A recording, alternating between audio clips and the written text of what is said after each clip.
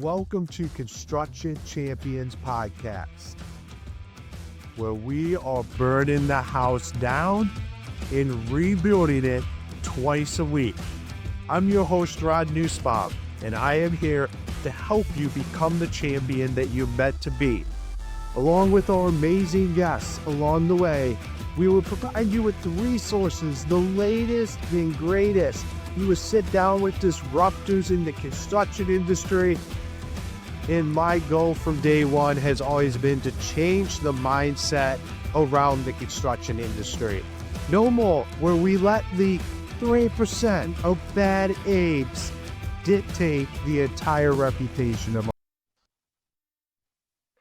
All right, construction champions, we're back for another amazing episode.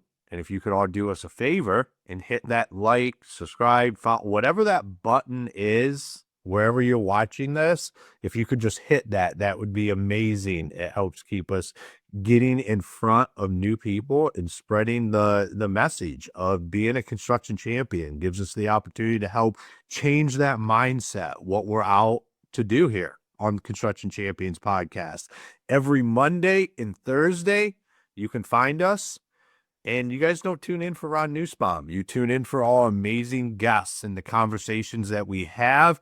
And today is no different. We have Karen here with us. Karen, it is fantastic to have you on the show today. Thank you, Ron. I appreciate you having me. Awesome. Well, why don't you introduce yourself to all the construction champions out there listening? Well, my name is Karen Sager. I am president and owner of micromeshgutterguards.com. We are a manufacturer of, guess what? Micromesh gutter guards. We have 3 different brands. And a 4th one kind of in progress. So we have our Master Shield and our Clean Gutter products. Those are dealer direct gutter guards. And for somebody that's more price conscious, we have our Micromesh gutter guard brand called Micro Max. So no matter what you're looking for, whether it's a complete dealer model or just need a great product to put on your home, we are a solution for your viewers. Awesome. I love it. We've been able to have some conversations prior to this one. So I'm really looking forward to diving into this today and asking you the $1 million question, which is what makes a construction champion? Is communication chaos holding your construction business back? Emails, texts, and generic tools weren't built for your business. BuilderComms delivers a platform built for construction. Fully branded, custom workflows, and seamless integration, all designed to fix communication for good. From our free forever plan to your own custom solution, we make construction software not suck. Ready to transform your business? Book your free strategy call today. I think a construction champion starts with a great mindset, continues to be the person that is gets themselves in a position to be data-driven, and then chooses products that are both good value in the sense that they are good high ticket items, but yet they also make sure that there's something in their mix where the margin and the speed to bring in cash in the business are also really important to them. So I'd be happy to start with mindset. I think a lot of people jump in, think I'm going to be the next entrepreneur, and they think this is going to be easy. I can do what my boss does, or it wouldn't be, I already know how to put this in. I can go out and do that. Looking back on my former self, and I started out as a banker. So I started out in finance, but came into this. I'm like, how hard can this be? Guess what? Very. And this idea that you are suddenly going to have the freedom in your life to do all these things you want to do, you're going to own your own company, actually turns into something where it's a little bit more involved with that. So going into it with the right mindset, learning a lot before you jump in is really, really important, because you are going to be chief cook and bottle washer for quite a while. And that means you are head of marketing, you are head of sales, and you are head of production, right? All 3 of those are all on your shoulders. And that may mean that maybe the best fit for you is more of a builder model where you do few things, but you do few things very well, versus doing things that are, I have to bring in a lot of leads. I always have to be making sure my phone is ringing for me to sell. So that mindset thing, again, starts with some education. It also should revolve around starting with getting yourself in a position where you are creating your standard operating procedures right from the start. I personally have built them, it seems like over and over again, until I found a methodology that allowed me to go, okay, this methodology is easy. It makes sense. I can explain. I don't get, volumes of binders sitting on shelves that nobody will ever turn to. And I track my data with that same system as a result as well. So that moves into the data-driven stuff. Profitability. If you run your business without thinking about the financial side, you will say, I'll just be cheaper than the next guy. And guess what? That philosophy is, you're probably looking at somebody that's barely keeping their lights on right now themselves, right? I mean, I'm sure you've heard that story lots of times, Ron. So, I'm very sensitive to that. I think you have to price it right from the start and not try to be the low cost player. Go after the people that actually can afford it.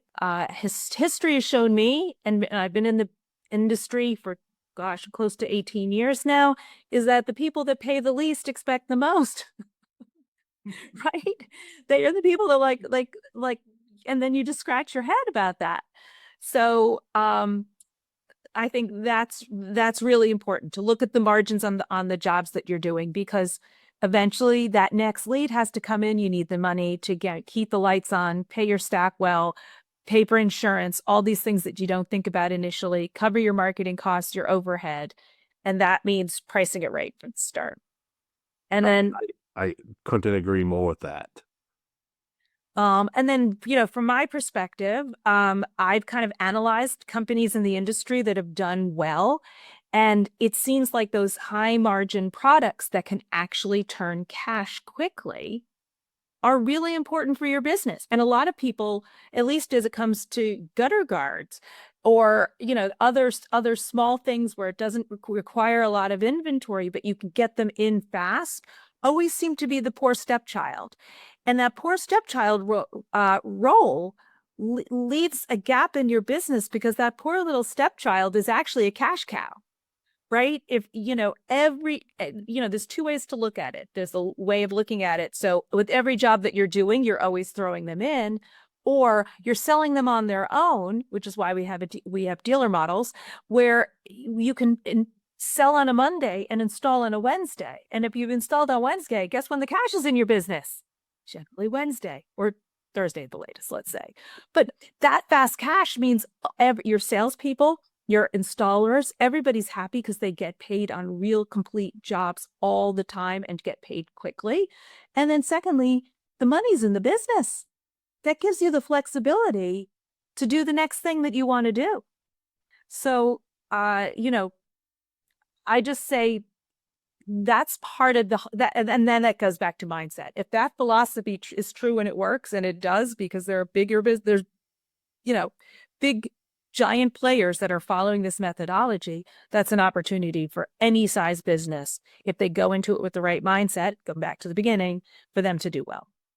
Yeah. And it all links into each other, from the mindset to the profit. You got to have the right mindset to have profitable jobs, and you need to have the stuff that can turn an even greater profit on projects. I was just on a call with the guy the other day that completed a job and didn't make any money. And I was like, we aren't a nonprofit here. Like, we're a for-profit business. Like, you have to figure out how to get to profit, whatever that looks like. Wherever that error was made, you have to change that, because otherwise you're not there. It doesn't matter what your mindset is. It doesn't matter what the offering is. If you're not willing to estimate the stuff in a way that you're going to make profit as a business, and sometimes, like when you're talking about having those offers, something it can be the difference between profit or not on a job, where the add-on actually adds so much value is that that's where you make a lot more money, because everything else you might be in a tight bid situation with competitors, but you have another product that's a differentiator that then you win the job, but you make most of your profit on the differentiator. And people don't think about that, is having something like that that can set you apart from your competition. Right. Agreed. A lot of people sell a shingle and a lot of people swear by the shingles that they sell. And I would not want to get into an argument with any of them. But somebody else can sell that same shingle who's probably a couple miles down the road from you. So then what is it that you're doing to differentiate yourself? Sadly, we've been in business 40 years, almost becomes the so what? That's not the thing that's going to add value. And so you brought up a very good point, which is your offer. We are very much about people buy four things. They buy the product, they buy the salesperson, they buy the company that they're buying from. But where do all those things come together, where the rubber meets the road? In your offer. And so that offer can be something where the perceived value of it should exceed the price that they're paying, right? That way you're not discounting, but you're actually putting more things in there. That little extra thing that you do that nobody else does, that makes you stand out, is the thing that makes somebody go, is the value of this greater than what I think I'm going to pay? And sometimes it's the intangibles, Ron, right? It's not always that I have to do something special or different. It's the intangibles and just how you treat them. Well, yeah, and it's how you word a lot of that is, I mean, you like with gutter guards, it's something where you can address a concern a customer doesn't even know they have that your competition's probably not talking about. We used to have some of that stuff baked into all offers where we knew we were bringing this up. It was making the ticket price bigger of the project, but we knew the competition wasn't addressing it. And once we dropped that concern in the homeowner's mind, it became a differentiator, because then they became concerned about what could possibly go wrong if they didn't do that part of the project. And here we knew our competitors weren't even capable of bidding that part out, which made us the clear leader to get the job. Right. It's so very true. And, that's the owner just sitting down at some point and saying, what is it that we do that I could add in those little things? And sometimes just based on people's natural psychology, people only can swallow so much at one time, meaning that if you're out there to do a roof, for example, when you give them the price, they don't see it as we're going to, put more ice and water barrier on. We're going to use a special type of ridge vent. We're going to use, we're going to use certain sealants. We're going to do all these things. They can't see that. They just hear roof. And so start with just roof and make the first thing and then, present your price, make it, and just shut up, right? As they say, just keep your mouth shut. Let them talk first, right?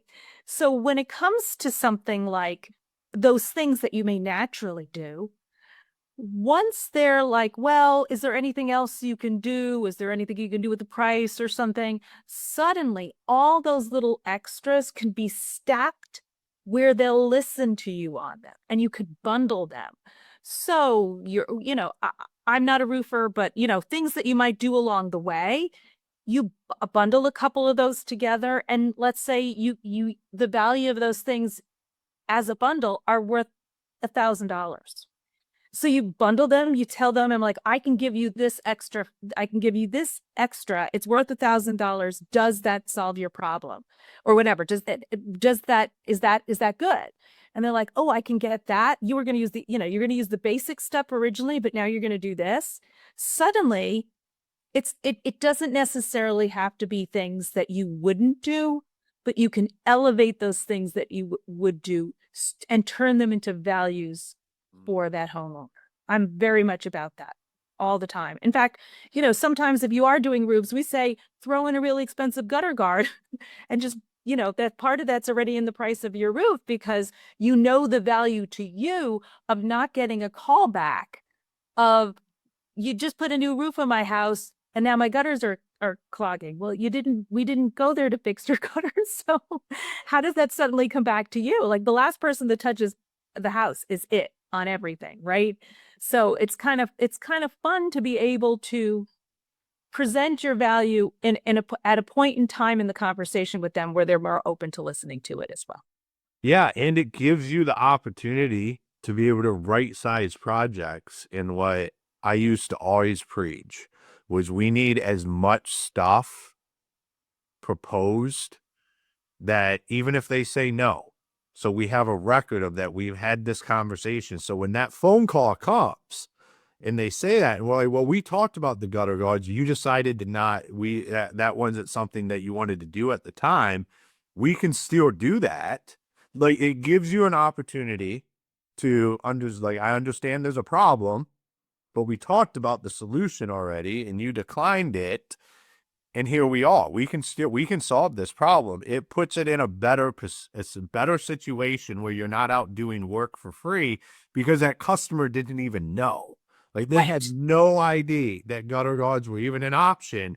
And now, so then they hold you accountable because they're like, why wouldn't you have told? Most of the time, every time I have dealt with customer issues like this, they're like, if you would have just told us, whether we chose it or not, if we would have just known up front that this could have possibly been an issue, it would have made this a lot less of a problem for us. We thought what we were getting was the permanent fix.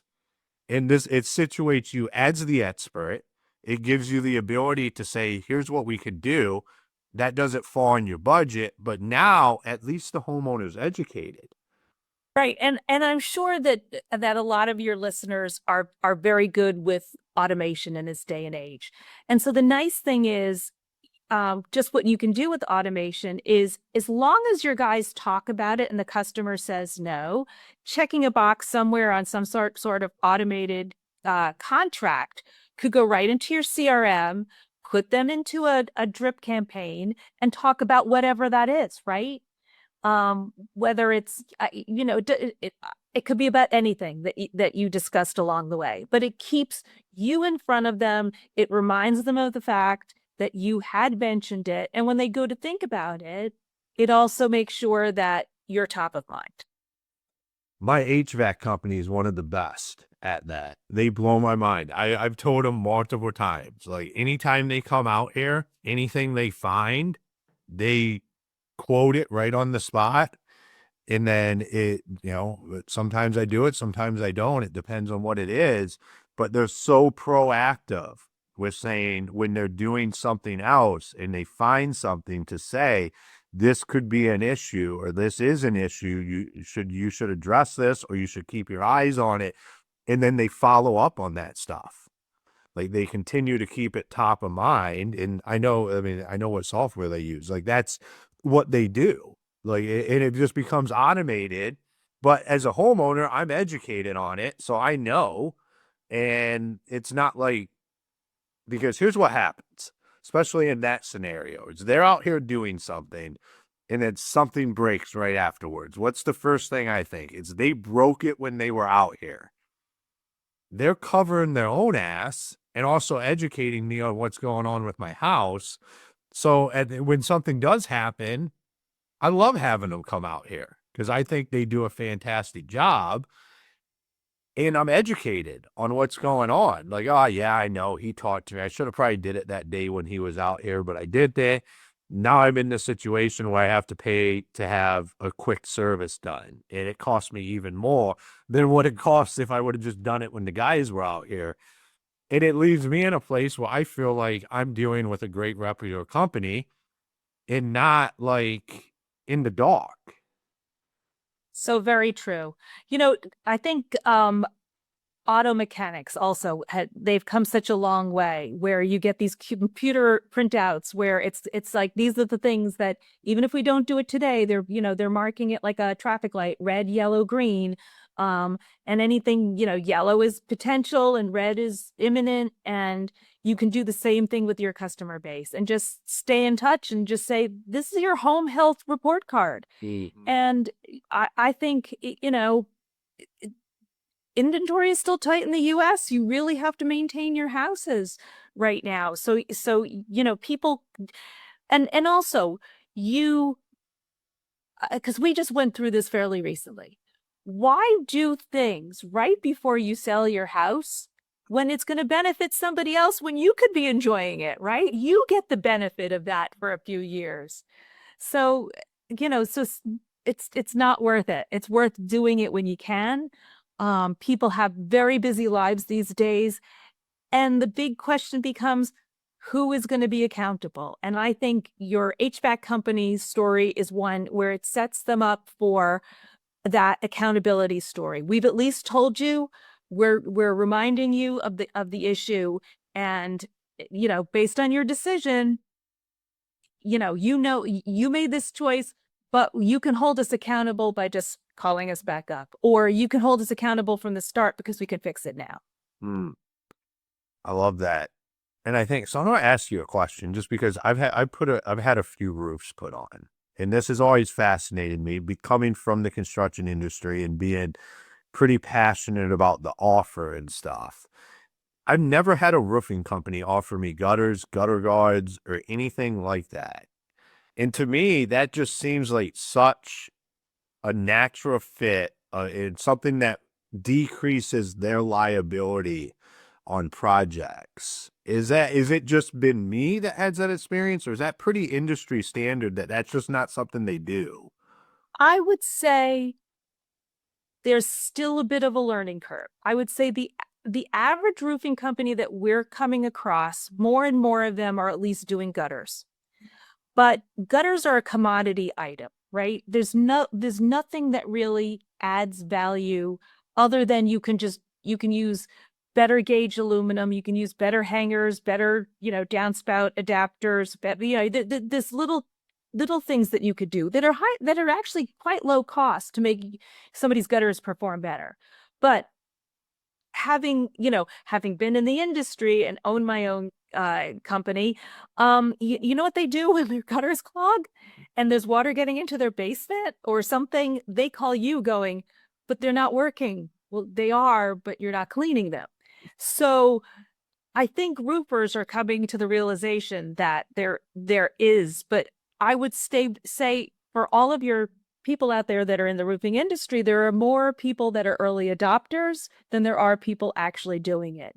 And to be honest with you, I can understand why, because gutter guards for the longest time had a bad reputation. Some of them still do, because if the gutter guard causes more problems than it solves, and it doesn't, and it can do more damage than anything else, I would feel hesitant about making a change to a gutter guard.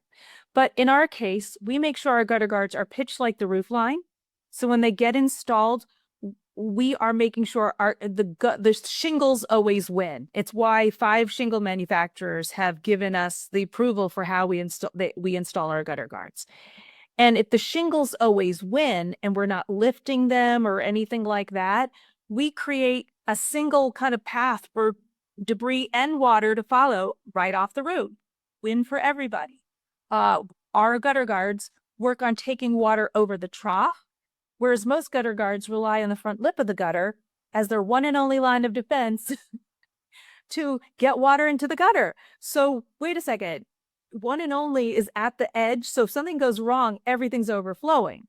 So the history of gutter, and then they have openings big enough that they let debris in and they can clog underneath the gutters.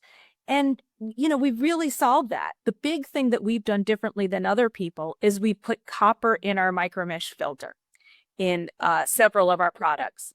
And we did that because the one thing that we found that we couldn't control is where they'd be installed. Half the time there was moss on the roof, there was lichen, there's algae, all these things that, Mother Nature throws at it just exists.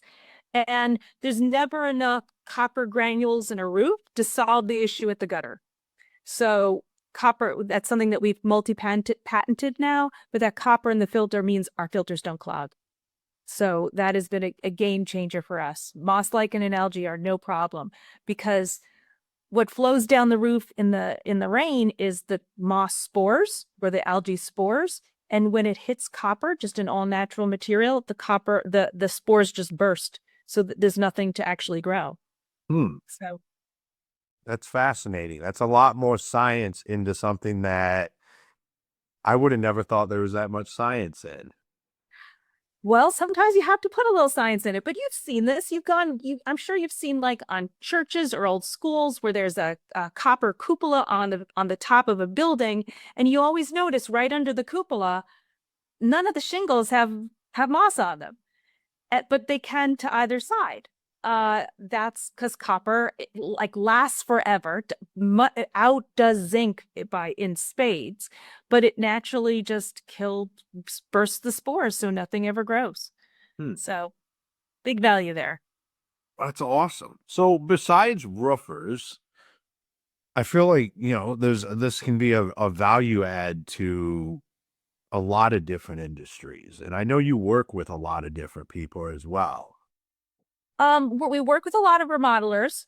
From a builder's perspective, we work with builders too. We understand that, their jobs are a bit more broken out over the course of the year and their projects are smaller, but there's value to them too, because when they normally most builders will give a guarantee when they turn over the keys, and that if it's something where it's something as simple as the gutters aren't getting cleaned and you get the call back for just a maintenance thing, that's an opportunity for you to do one of two things. And you can do this with our products. You can do our more value driven product and just make sure you never get that call back during it.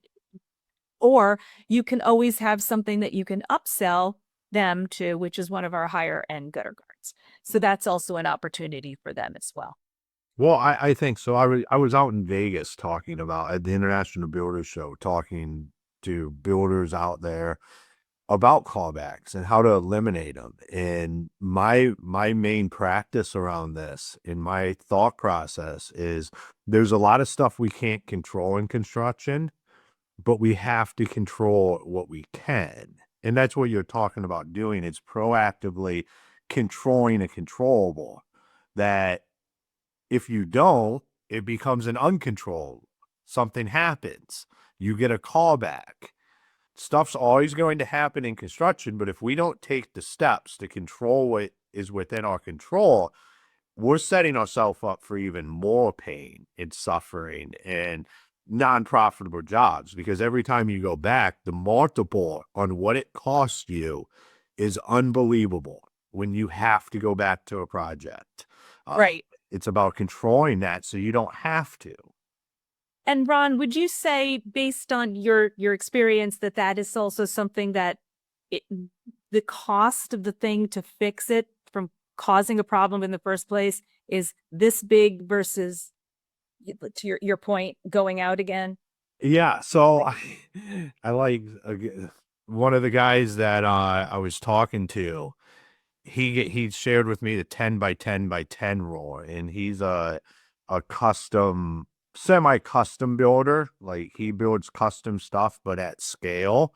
And he says, here's how I look at it. If something during design costs me $10, during the project, it would cost me a multiple of 10 to change that. If we get it wrong and I have to change it. So it now costs me 100 during the project to change it. And if I have to go back afterwards, it costs me another multiple of 10. So he's like, if it's a callback on something, it's now costing me $1,000. When if we would have fixed it at the very beginning, it's a $10 problem. But once the project is completed and I have to go back, it becomes $1,000 problem. Thank you. He Can said I steal that from you? What was that? Can I steal that from you? Yeah, no, absolutely. It's not even behind. I was taught that because what was it? EBDI did a report where they said that the cost to go back on a project is 300 times. Wow. Once you have to go back, your original cost 300 times that. And that his theory fits right in. That is the 10 times is $10 to start at the beginning, and then it's 1,000 to try to fix it afterwards. And to me, that 1,000 afterwards could be an understatement, depending on exactly what happens. But it led us back to that. You have to control what you can control, and we can control these problems at the $10 stage. It doesn't have to cost us 100. It doesn't have to cost us 1,000. We have to get it right when it costs 10 to do it. Thank you. I appreciate that. I think people now that's on the builder side, but I also think that also applies to homeowners. They don't realize that an ounce of prevention is truly worth a pound of cure, right? And that's just the nature of the beast. They want the pretty stuff, but they don't realize that if you don't control water, which can get anywhere and do anything, you're destined for a level of failure. I'll tell you the story. We had put an addition on our house. We had renovated a kitchen, spent a fortune on it from me 25 years ago or whenever we did it. And it was the winter time. This is before I got into the gutter guard business. And we've heard a crash in the kitchen. The entire, what is it, a 4 by 10 foot piece of sheetrock had crashed onto our kitchen island, and it was because water was getting into the house, and it was what looked like the middle of the house. So how water traveled from way up on this corner of our house and wound up down over there blew our minds. But we were getting water into the house from the roof and the gutters and the way that section of the house was designed. Had we known, we could have done a couple things differently before that happened. That would have been awfully nice. Well, so that leads us back to the offer. And what we were talking about earlier is we were really big on protection. And that is how we presented stuff. Was like, this is what fixes your problem. This is what we recommend if you don't ever want to worry about it ever again. And let the homeowner decide that. Because we get in these situations where we don't want to quote this stuff. We don't want to talk about this stuff because we're afraid the homeowner isn't going to be able to handle it. But what the homeowner really wants is to be educated on what's going on. And if you tell them, like, this is what you want, this creates the outcome you're looking for. My 15 years of experience in this, I would also recommend doing this stuff. And if they choose not to do it, at least you had that conversation. So now they know. They're educated on it. And what we found is a lot of time the homeowner doesn't do everything, but there's a couple of things within that protection that really speak to them, and they do more than what they originally were going to do because they want to feel safer about it. And some homeowner, it's just like GMC with the Escalade, is like no one knew they needed an Escalade until Cadillac built it. Beforehand, everybody was fine with the Denali's and the Suburbans.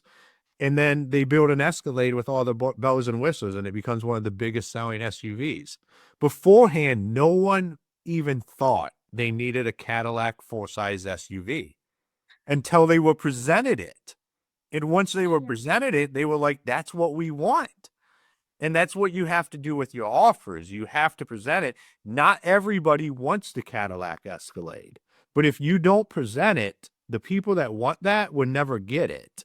And then that leaves you in a situation where you have an uneducated homeowner that would have just wrote the check to have the permanent solution that you have. They're driving around in a base stock Tahoe and they're unhappy with it. And all you have to do is educate them. Let's take that back to mindset, because I really feel that people are afraid to ask, but they don't realize that they're there to serve, right? And you have to not necessarily completely put your sales hat on, but you have to put your service hat on. I'm here to serve the customer and do the best thing for them. And that may be telling them things that they do and they don't want to hear. So if you hold back on anything, it's a missed opportunity. One, to present your business in the best light, but two, to actually try to serve them to the best of your highest and best abilities that you have.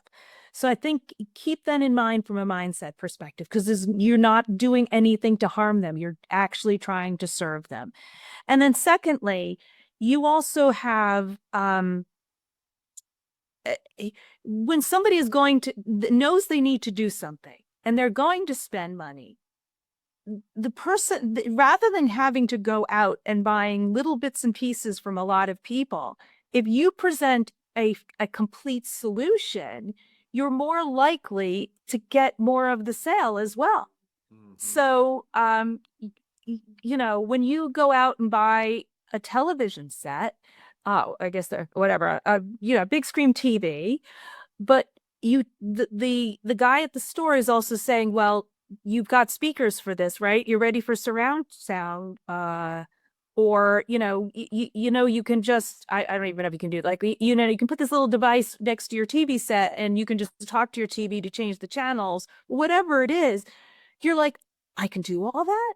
Oh, I have to think about that now. I really don't want to just have this big TV and I can't hear all that cool, shooting bump, explosions, right? And everything. You're more likely to get those add-ons because you're in the buying mode. And rather than buying the TV and then being the person out there that's saying, hey, I just sell speakers, come to me, that person probably made the decision with the first guy that they spoke to that could give them more of that. So. Yeah, and I think so. You bring up a great point when it comes to sales is you can't start the close until you've educated somebody to the point where they can make a decision. And too often we try to close deals before we have that customer educated, before we understand what's truly important to them. Why are they really wanting to do this project? You have to get through all of that where you're working in service, where you're there as like a detective to figure out exactly everything that's going on and how you can fix that, figure out what exactly does that homeowner want before you can start to sell and close. And we tend to jump right in as soon as we have our bid, and we just think it's a sales process. Like, it's just sale. We're here to close, when really you have to get to the point where you have a clear understanding with that customer before you can start to go down that sales and close road. And as long as you do your front work, it makes that a lot easier. And it doesn't make it salesy at all, because you have both come to an understanding on what exactly they want, what do they need. The homeowner has done that. And at that point in time, all you're doing is asking for their business and to get them on the calendar. It becomes easy. Very true. Very true.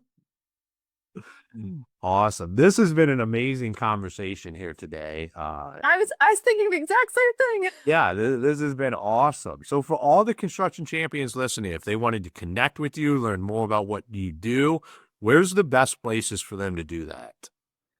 All they need to do is go to micromeshgutterguards.com, and just like it kind of says behind me, and or maybe it's this side, I don't know, mine is backwards, but micromeshgutterguards.com, and you can see the products firsthand, and we'd love to teach you about all the things that we can do. We do a lot of courses, we do a lot of clinics.